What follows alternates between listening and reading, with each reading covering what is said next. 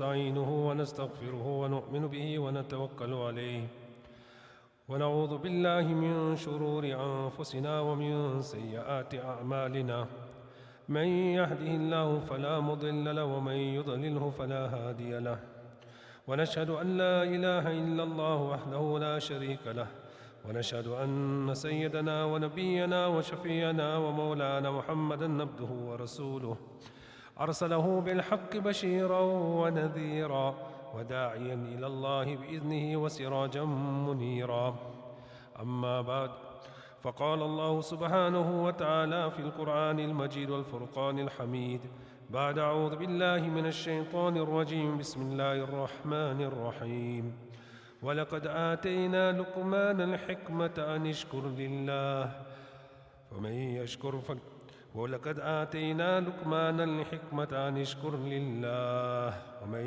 يشكر فإنما يشكر لنفسه ومن كفر فإن الله غني حميد وإذ قال لقمان لابنه وهو يعظه يا بني لا تشرك بالله إن الشرك لظلم عظيم صدق الله العظيم وصدق رسوله النبي الكريم. Respected Mashayikh Idam, elders and beloved brothers, the Ayat Karima that I have recited in front of you is from Surah Luqman. Allah subhanahu wa ta'ala has dedicated an entire surah in the name of an individual. Who was Luqman? Luqman alayhi salatu salam, according to Wahab bin Munabbah, he was the cousin of Hazrat Ayyub alayhi salatu salam. According to the Mufassir Muqatil, he was the nephew of Hazrat Ayyub alayhi salatu salam. Nevertheless, he was related to Hazrat Ayyub alayhi salam.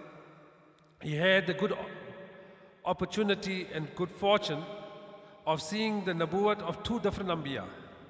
From the time of Hazrat Ayyub alayhi salatu salam, right till Hazrat Dawood alayhi salatu salam. He used to give fatwa after the demise of Hazrat Ayyub alayhi salatu salam, and in the initial stages of the nabuwat of Hazrat Dawood alayhi salatu salam, he was regarded as a faqih, as a jurist of the Banu Israel. From his origins, he is from the area Abyssinia. He was a black slave. Min Nuba, he was a carpenter by profession. He was very short in stature. He had cracked heels. His lips were quite wide and big. The reddishness of his eyes was very vivid. So outwardly there wasn't any appearance that would please the eye. Yet Allah subhanahu wa ta'ala dedicates a surah behind this individual. A slave, a black slave from Abyssinia. On one occasion, somebody came to Sa'id bin Musayyib, who was a famous tabi'i, after the Sahaba radiallahu ta'ala anhum, and posed a question that I'm feeling depressed within myself because he was black and he was not getting the acceptance and the prominence that others were getting. So the Sayyid bin Musayyib rahmatullah alayhi mentioned, he said there were three people in history that surpassed the people of their time. One was Luqman. He was black from Abyssinia, but he exceeded the people of his time to such an extent that Allah dedicated a surah in his name. We cannot complete our hifz till we haven't learned Surah Luqman. We cannot complete our Taraweeh in Ramadan till we haven't read Surah Luqman. We cannot complete our monthly recital of the Quran al-Kareem if we haven't read Surah Luqman. The second he mentioned was Majma, the freed slave of Hazrat Umar radiallahu ta'ala an. He was black, but he superseded the people of his time. And then he mentioned Bilal Habshi will be the one to lead Nabi sallallahu alayhi wasallam in Jannah. He will be carrying his reins, and with the reins of Nabi sallallahu alayhi wasallam's camel in his hands, Nabi sallallahu alayhi wasallam will enter into Jannah. So Luqman alayhi salatu salam, outwardly, in terms of worldly possessions, he did not have much. In terms of looks, he was not very, very attractive. Imam Baydawi rahmatullah alayhi mentions he was a hakim, he was a faqih, he was a jurist. He had immense wisdom. Therefore, normally when we speak about Luqman, we say Luqman the wise. Wisdom is synonymous with his name.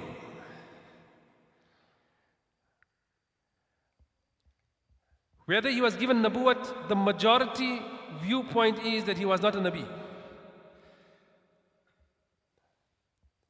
Hazrat Ikramah is of the viewpoint that he was a Nabi, but there's a minority view. Yes, he was offered Nabuwat, but he did not take Nabuwat. Lesson for us that he was given a position. The reason he mentions himself that every other Nabi was chosen and given Nabuwat. I was given the option. If you are given Nabuwat, then the responsibility is on the giver. So Allah will take care. And if I choose, then the responsibility is upon me. I prefer not such a responsibility. Imagine status was offered. He opted not to take status because of the responsibility. So Allah subhanahu wa ta'ala says regarding Luqman alayhi salam, وَلَقَدْ آتَيْنَا لُقْمَانَ الْحِكْمَةَ أَنِ اشْكُرْ لِلَّهِ. We gave Luqman wisdom so that he can be grateful to Allah. What is wisdom? Hikmat. Hazrat Abdullah ibn Abbas radiallahu ta'ala anhu translates as ilm, knowledge, faqahat, deep insight, jurisprudence, dhahanat, intelligence. That is hikmat. Ibn Hayyan has given a beautiful explanation of hikmat. He said, hikmat is that advice that is highly effective on the listener because it comes from the depths and the crevices of the speaker and it transforms the lives of people. And at the same time, it is remembered and it is conveyed to generations that come later on. So he's given a very broad explanation of hikmat, that it is something that is effective. At the same time, people take heed, they memorize it, they transfer it to generations to come. That is hikmat. How do we get hikmat? How do we get wisdom? Ulama have mentioned that person that acts upon the knowledge that he possesses, then Allah Ta'ala gives him knowledge from his side. This is called hikmat. So we can't study a book on wisdom. Although Wahab ibn Munabbah has mentioned, I have read over 10,000 chapters of wisdom of Hazrat Luqman alayhi salatu wasalam. But hikmat comes, another name for it is ilm ladunni, knowledge from Allah's side. Ilm wahabi, that which Allah Ta'ala gives. Allah gives those that act upon their knowledge, then Allah Ta'ala gives him knowledge from his side. And this is called farasat, intuition. Therefore the hadith says, ittaqu firasat al-mu'min, فَإِنَّهُ يَنْظُرُ بِنُورِ اللَّهِ. Fear this insight of a mu'min, because he sees with the light of Allah. And this Allah Ta'ala gives to those that make amal upon their knowledge. So Luqman alayhi salatu salam, Allah says, وَلَقَدْ آتَيْنَا لُقْمَانَ الْحِكْمَةَ أَنِ اشْكُرْ لِلَّهِ. And why we have given him this wisdom? So that he can be grateful to Allah. Other ulama have mentioned that because he was grateful to the knowledge that he had, Allah subhanahu wa ta'ala gave him knowledge from his side. And Allah says, وَمَن يَشْكُرْ فَإِنَّمَا يَشْكُرُ لِنَفْسِهِ. Whoever is grateful, he benefits himself. وَمَن كَفَرَ, who is ungrateful, فَإِنَّ اللَّهَ غَنِيٌّ حَمِيدٌ. Allah subhanahu wa ta'ala is independent and full of praise. Allah subhanahu wa ta'ala does not require us to be grateful. Whatever gratitude we show to Allah is for our benefit. And one simple rule in life. Today we have symposiums, we have conferences on how to attract abundance, how to enrich oneself.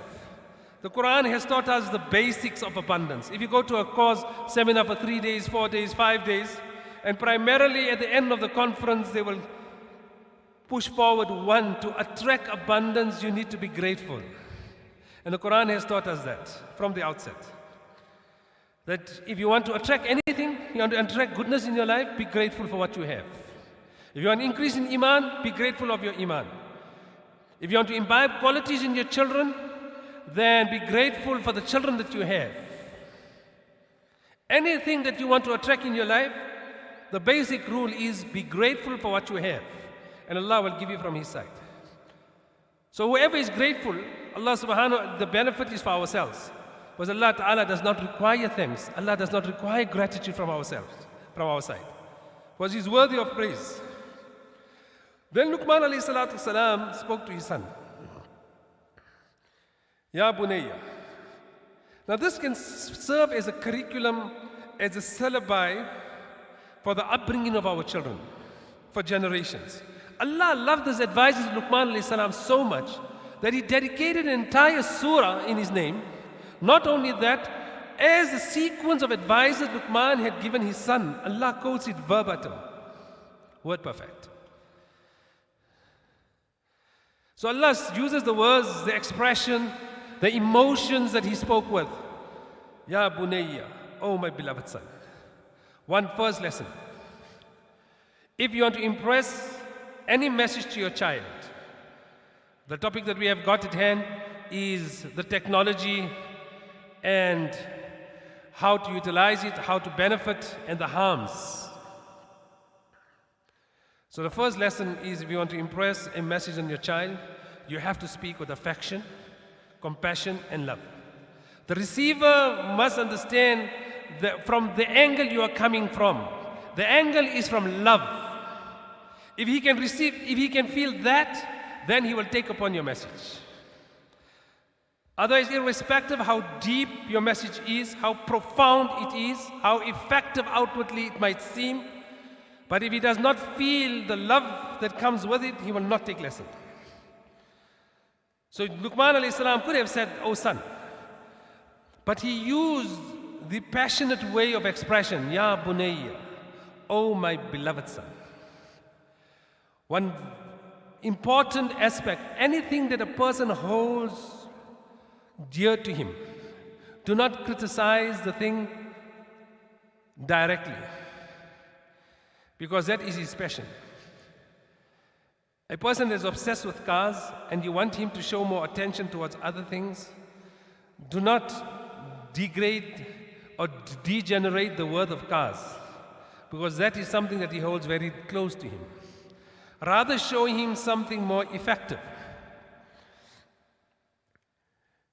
If you want to take a bone out of a dog's mouth, do not try to grab it out. It will bite you. Rather, give it a steak, give it a piece of meat. Automatically, it will leave the bone. So this is one point that we err in trying to get a message to our children. Because we are upset, or we want to impress on his mind how he is waning his time on a cell phone, for instance. But the words that we use are incorrect. He doesn't see this coming from a point of love. Therefore, he will not take benefit. So Luqman alayhi salam taught us first, Ya Bunayya, oh my beloved son, La tushrik billah. Don't ascribe partners with Allah. He did not try to impress upon the son his grandeur, his majesty, his position, his might. He impressed on the child and he introduced Allah to the child. This is very, very important. Today, every person in the house is trying to impress the newborn to show affection towards them. The father will say, whose baby? And you will force him to say, there is baby. Mother will say, whose baby? You will say, mommy's baby. So he also, by who he is, he gives the answer that you would like. And everybody is trying to impress on his mind. First will say Abba, say Abuya, say Ammi. Nana is saying, say Nana. Dada is saying, say Dada. Dadi is saying, say Dadi. Poor child is totally confused. He doesn't even speak after that, but he doesn't even know what to say first. Rather teach him who Allah is, like Luqman alayhi salam. Allah loved us so much that Luqman could have impressed upon the child his own grandeur and his greatness and his position. But he rather utilized his opportunity to introduce the child to Allah. Ya bunayya, oh my beloved son, la tushrik billah. Don't ascribe partners with Allah. Inna shirka la dhulmul azim. Ascribing partners with Allah is a grave, a serious oppression. Allah loved us so much. So immediately Allah interjects and says, وَوَصَّيْنَا الْإِنسَانَ بِوَالِدَيْهِ. Then now Allah is speaking, interjecting the speech of Luqman to his son. That we have advised man regarding his parents, be kind to them. When you introduce your child to Allah, when the greatness of Allah comes in the child's heart, automatically the love of the parents will come in that heart. You do not have to impress your position in the child's heart. If he knows who Allah is, he will know that Allah's love is so magnanimous. Allah's love is so gigantic. It encompasses love for all. Allah's love is not a selfish love. Love for Allah would mean love for one's spouse, or love for one's children, love for one's neighbors, love for the community, love for one's parents, love for one's grandparents. So immediately Allah interjects and says, وَوَصَّيْنَا الْإِنسَانَ بِوَالِدَيْهِ. That we advise men kindness and compassion. The word ihsan has been used. That means to go the extra mile. Irrespective of the parents dealing with you, you should deal with them under all circumstances in kindness. In one place Allah explains, وَقَضَىٰ رَبُّكَ أَلَّا تَعْبُدُوا إِلَّا إِيَّاهُ وَبِالْوَالِدَيْنِ إِحْسَانًا. We have decreed to the وَقَضَىٰ رَبُّكَ, Allah has decreed it, that do not ascribe partners to me, and be kind and compassionate and loving to your parents. Many places in the Quran al-Kareem, immediately after the rights of Allah, Allah has mentioned the rights of parents. Even in the ahadith of Nabi sallallahu alayhi wa sallam, when he mentioned major sins, he said, Al-Kabair, Al-Ishraku Billah, wa uququl walidain. Major sins is forming partnership with Allah and being disrespectful to parents. Because Allah is Munim Hakiki, in reality the most benevolent to you. Next in line in terms of benevolence, in terms of compassion, in terms of giving is your parents. And for parents, if you impress in the child's mind who Allah is, then automatically he will have your grandeur and your position in mind. You do not have to spend your whole life speaking about what respect he needs and he owes you. Once he knows who Allah is, he will know what Allah requires from him. He'll know Nabi sallallahu alayhi wa sallam said, Ridar Rabb fi ridal walid, wa sakhatul Rabb fi sakhatil walid. Allah's pleasure lies in the pleasure of the parents. Allah's displeasure lies in the displeasure of the parents. But once you know who Allah is and what Allah requires, he'll know that in the relation with Allah, developing relation with Allah, comes the rights of the parents. So Allah loved us so much that Luqman could have said anything about his own grandeur. He turned his attention towards me.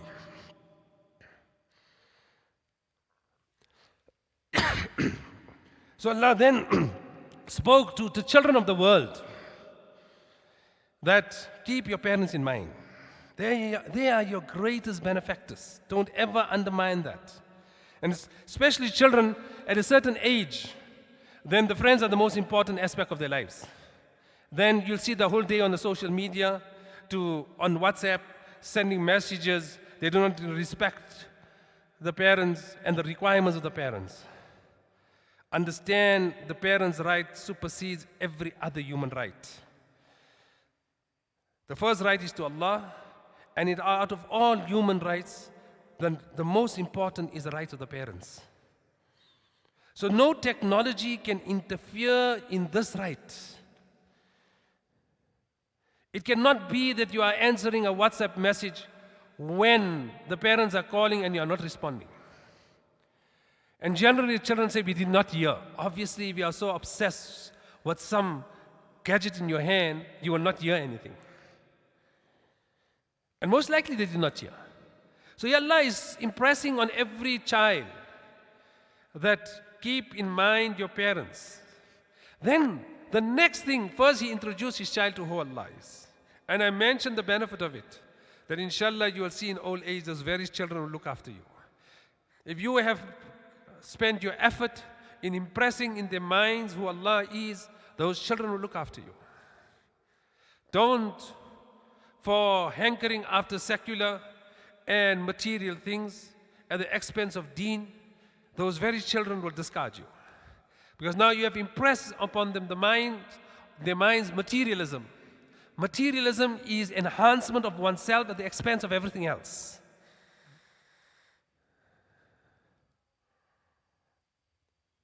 And many times, unfortunately, we'll see, I do not know what the situation in Kenya, but when they come to a certain grade, a certain school level, then they drop Islamic studies. We have done great harm to them. Because this, we will see immediate benefits in terms of they might be doing well in secular subjects, etc. But it should not be that at the expense of your later life, when they do not understand your rights, and they do not know what Allah wants from them in regard to you. And then we will cry tears, but it will be too late.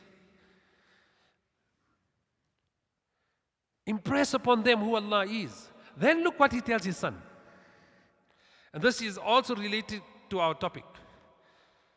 He mentioned to His son, Ya bunayya, innaha intakum mithqala habbatin min khardal, fatakun fi sakhra, aw fi samawat, aw fi al-ard, ya'ti biha Allah. Inna Allaha latifun khabir.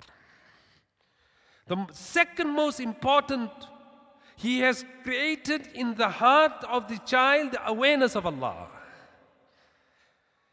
Oh, my beloved son, if there be an action, whether it be in the crevices of the mountains, whether it be in the skies, whether it be hidden in which hole of the earth, on the day of Qiyamah it will be brought.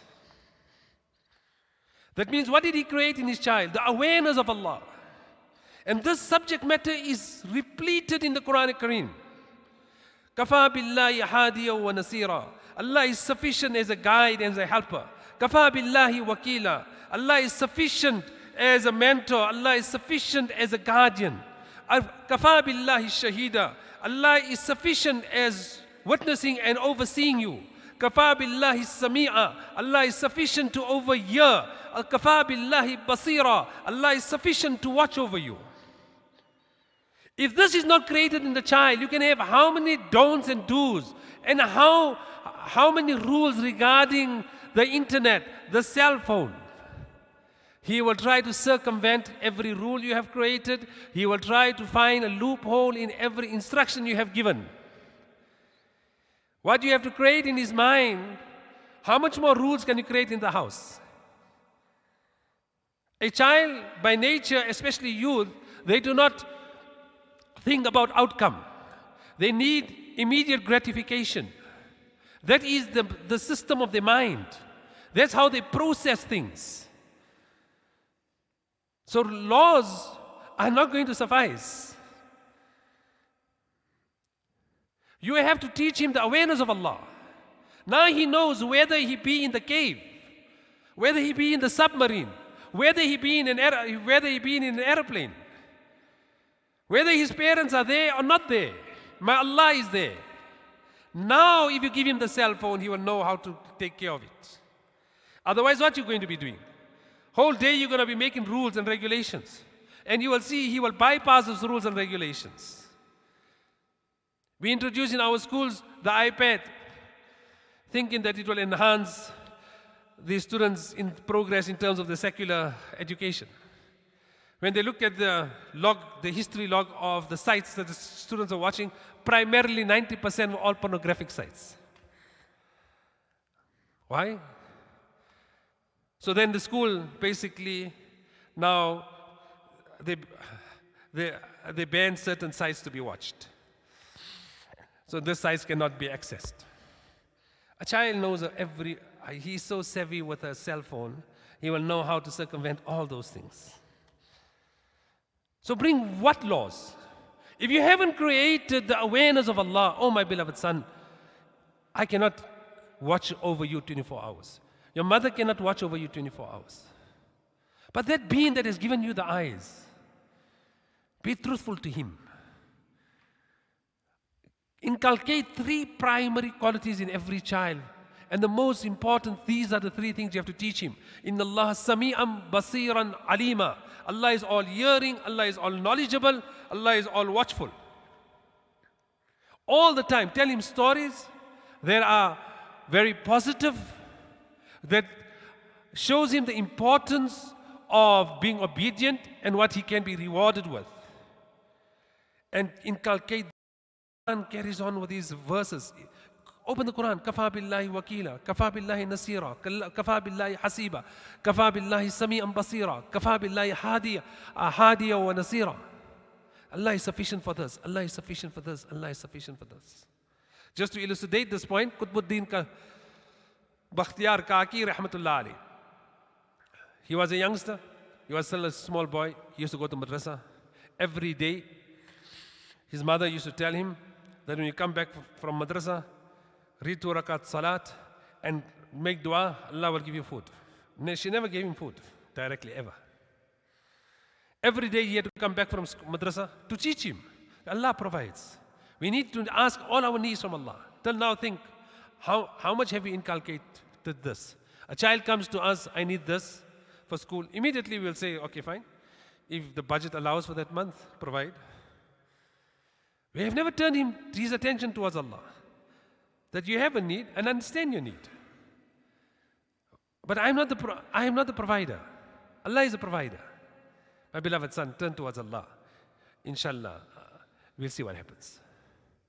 So Qutbuddin Bakhtiyar Kaki rahmatullah alayhi used to go every day to Madrassa, come back, read 2 rakat salat, and then the mother used to give. One day it so happened she was gone. And she was late. And now she's thinking Qutbuddin is going to come. And he's going to read 2 rakat salat. And there's no food prepared. What is going to happen? Now she got worried about the iman of Qutbuddin. That every day he read salat, and I took that as an outward reason to provide for him, so that his attention turns. So I came in late, and I was breathing heavily, thinking my son's iman is at stake. And there I see Qutbuddin eating. And he tells his mother, you have cooked such an enjoyable food that I've never tasted such food before. Allah provided. It was the iman of the child. So this is very, very important. We have to impress. We cannot make rules and regulations only. My child, you cannot watch. We cannot watch these sites. You cannot access these sites. You have to use the cell phone. You cannot be preoccupied all the time, because what he's going to do? He's going to go to the room. He's going to do it under the blanket. He's going to basically you might take the cell phone. You will have a second cell phone. You might take the SIM card. He will have another SIM card. They've got every trick in the book. I've got his cell phone, so I'm fine. He leaves his cell phone by their friends. He gets a SIM card somewhere else. He's still using the cell phone in school. He's using it after school, walking. Then he comes quietly. He gives you the cell phone in your hand. You think, my son is very obedient. Those rules are not going to work. You have to teach him the presence of Allah. You have to teach him he has to be obedient to Allah. He has to be accountable to Allah. And then for that, teach him all the ni'mats of Allah. How kind Allah has been to him. The eyes Allah has provided, the faculty of speech, the movement of the body. One bone does not work in the morning. And see, just an arthritis joint. And a person comes into a panic state. Somebody tells him, but you got 359 joints, they're all working, it's only one. No, the one joint is so important to him. Doctor, just to tell you, one artery is blocked. And even the person wasn't supposed to get a heart attack, a second artery gets blocked. Just the worry about it. So show him the ni'mats of Allah upon him. Then thirdly, now see what he does. Now what we do, this is first what we normally do. Therefore we don't get results. He first introduced him to Allah. Second, he created the awareness of Allah.